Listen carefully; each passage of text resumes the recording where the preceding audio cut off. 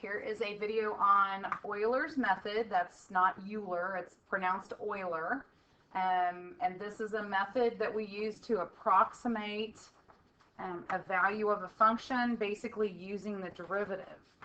So we have one way that we've done that before, which is just a linear approximation, and that's basically where you just find the derivative and you plug in the value. And as long as you're fairly close to the place where you found the derivative, that should be a decent approximation.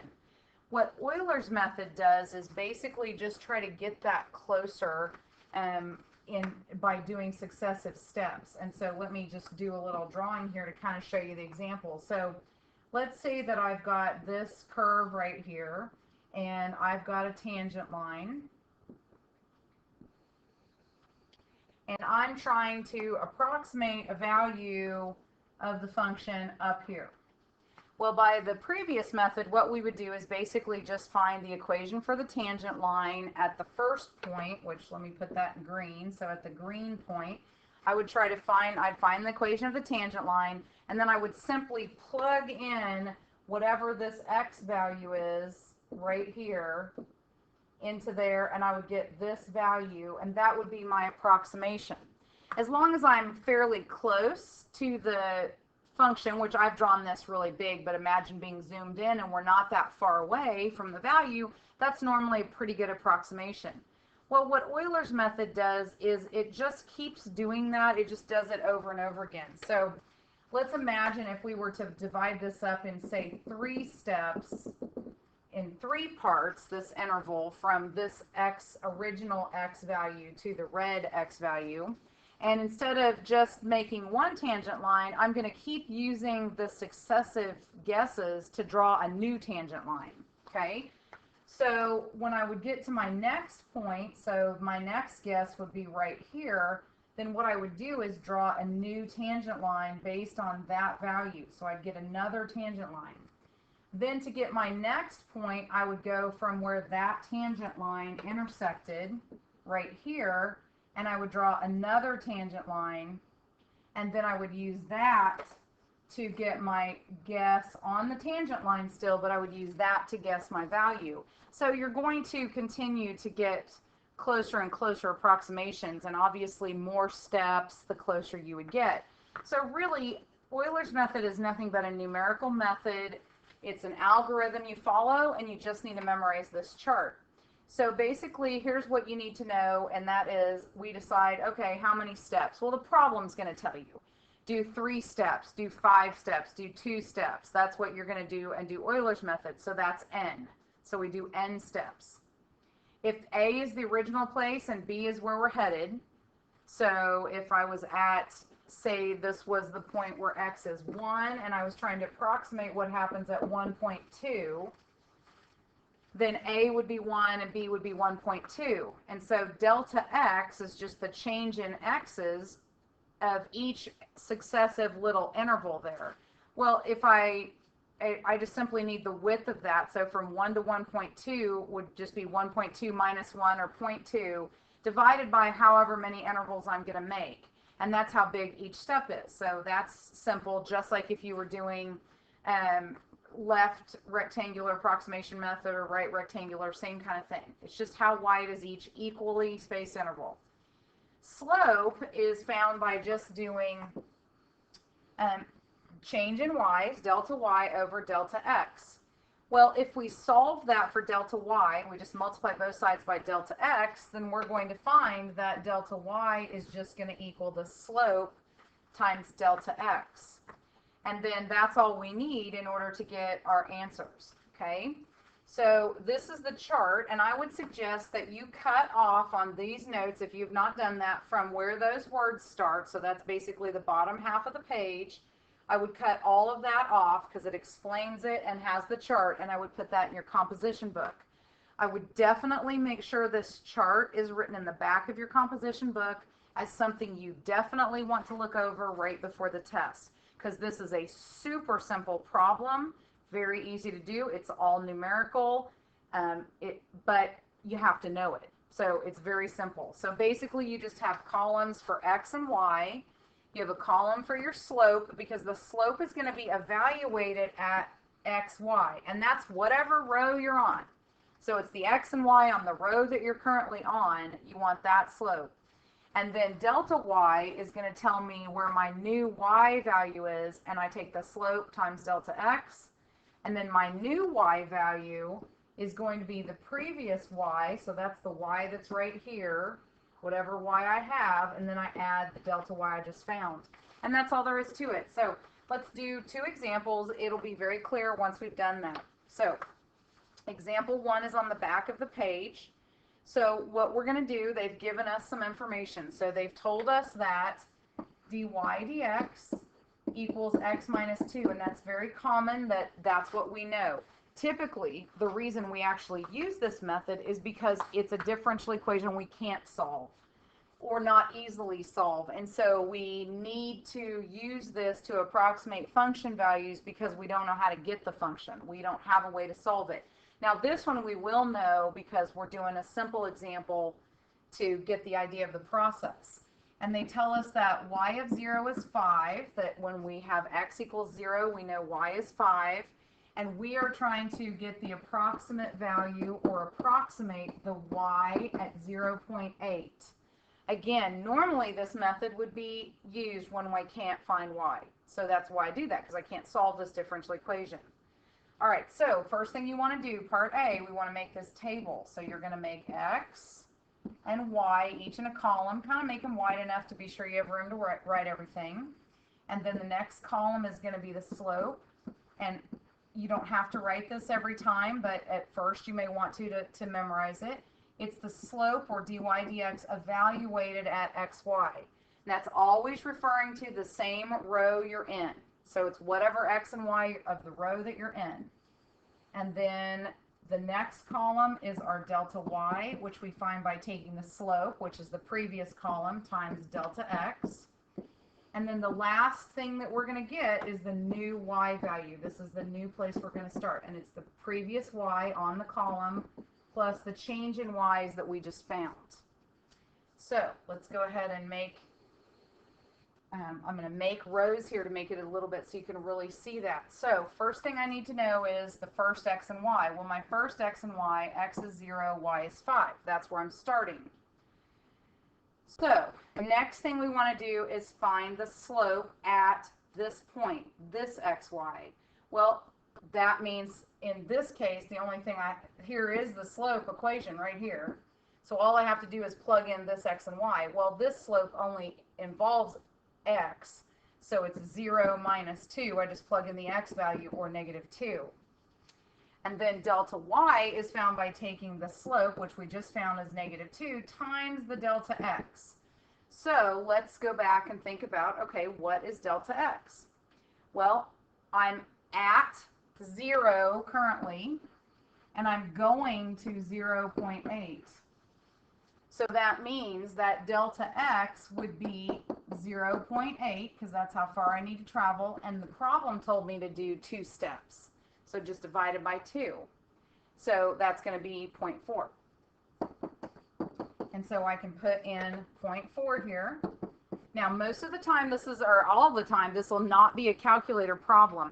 Now the next example we're going to use a calculator on, but that's just so we can go through more steps and do it quickly. But if it's on the AP test, probably a non-calculator part, and you may have to do some decimals and do some arithmetic to the side.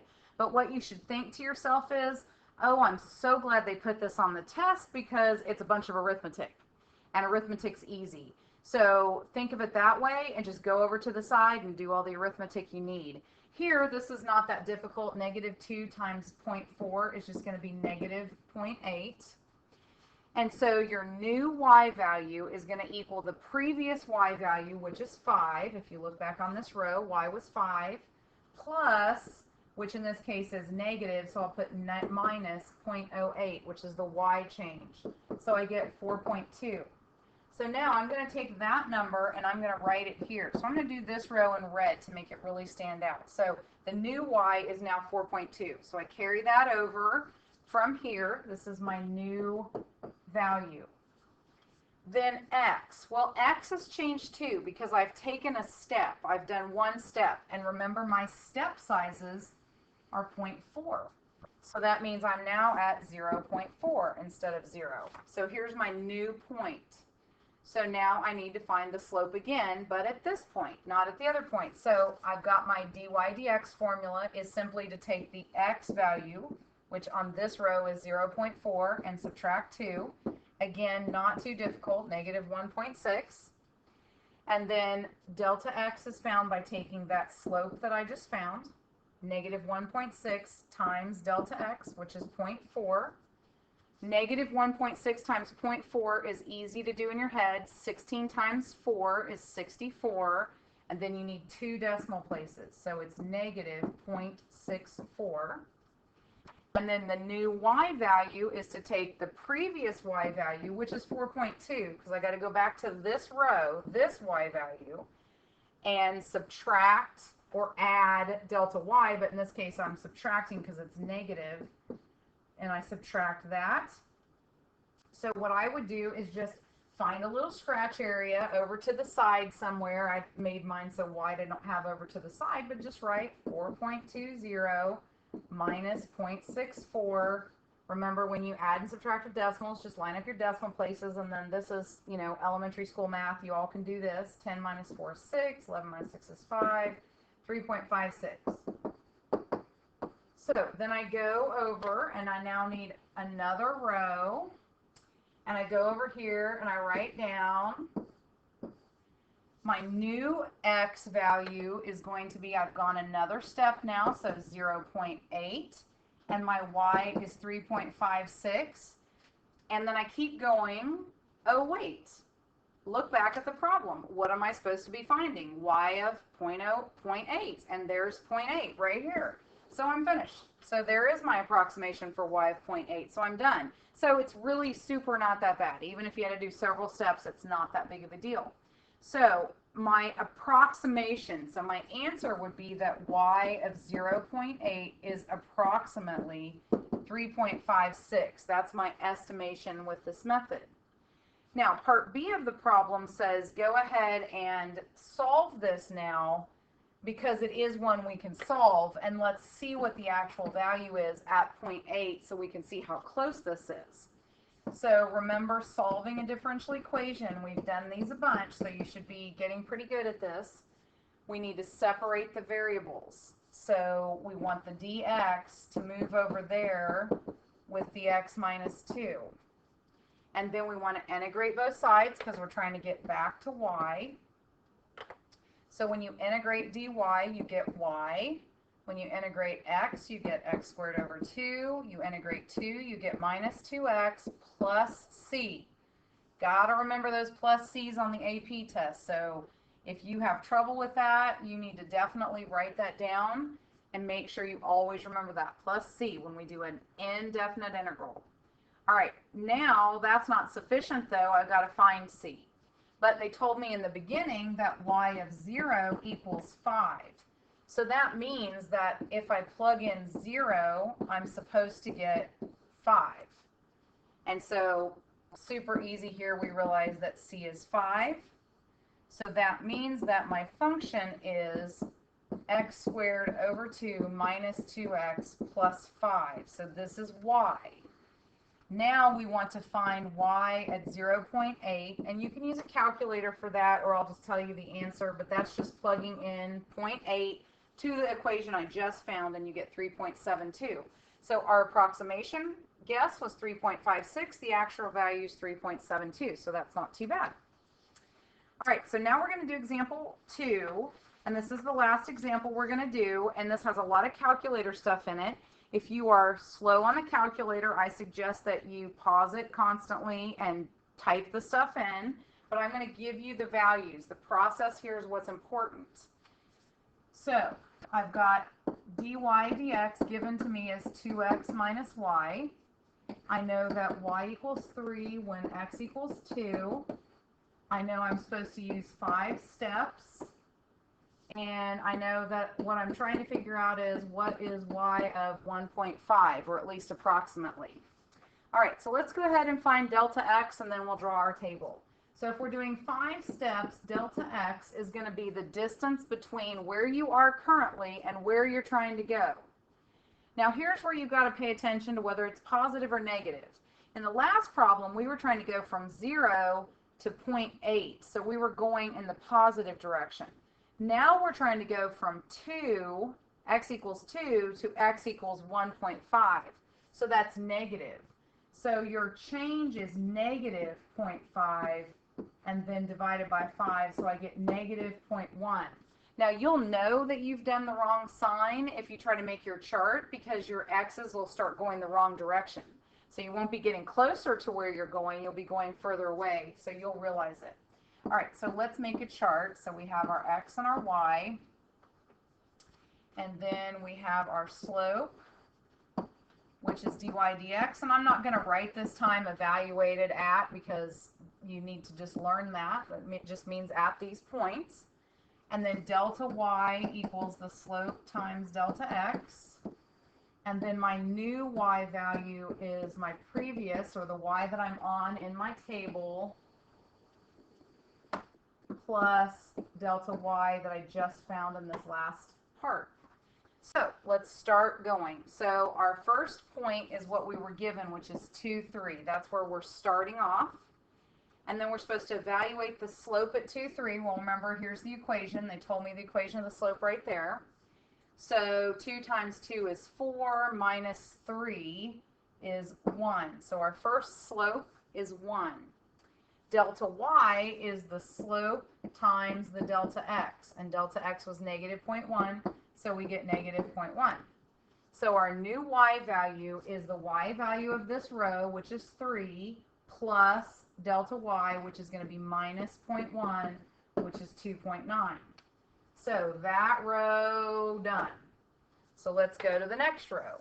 So my new y value is 2.9. My x value is going down by 0.1, so I need to have 1.9 here.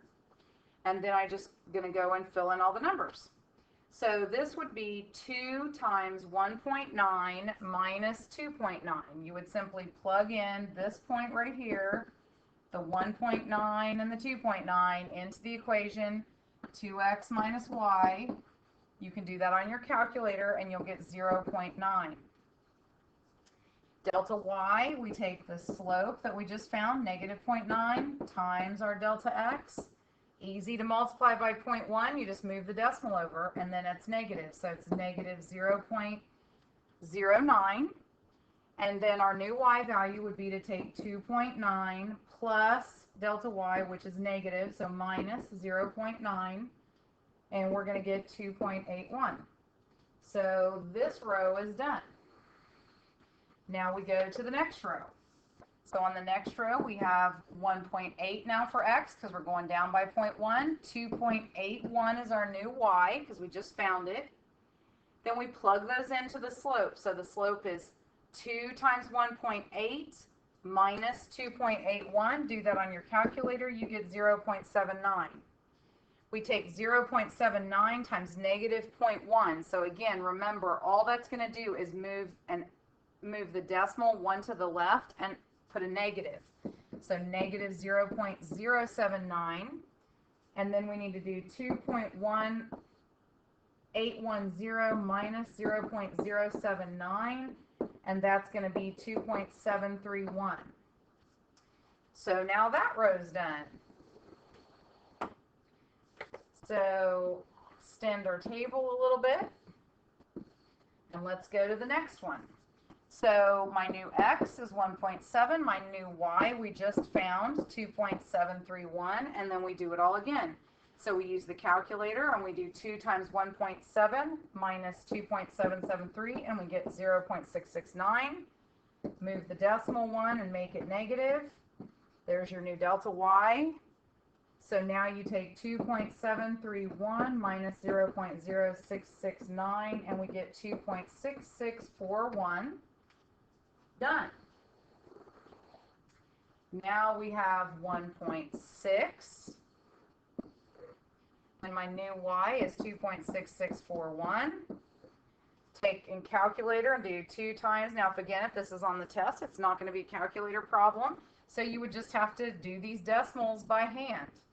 Not that big of a deal though, and probably the problem won't have this much in the way of decimals, but you would take 2 times 1.6 and subtract 2.6641, and you get 0.5359. Multiplying by delta x, which is negative 0.1, is just going to simply make it negative and move the decimal 1. Now, obviously, that's not for every problem. That's just this problem because that's what delta x is. But it does make it easy on this problem. Put all that in the calculator again, and then here's your y. So that row finished. Now we go back over here. Well, now x is 1.5 and y is 2.61051 because I just found it. And then, oh, I can stop because I'm trying to approximate 1.5. So there we go. So I would then answer the question by saying y of 1.5 is approximately 2.61051. And there you go. So really a pretty simple method. Just need to practice it a couple times and then, actually be glad if it's on the test because, again, it's just a bunch of arithmetic. So it's really pretty simple. Just be sure that you put that formula and that table in a place where you know you'll look over it right before the test.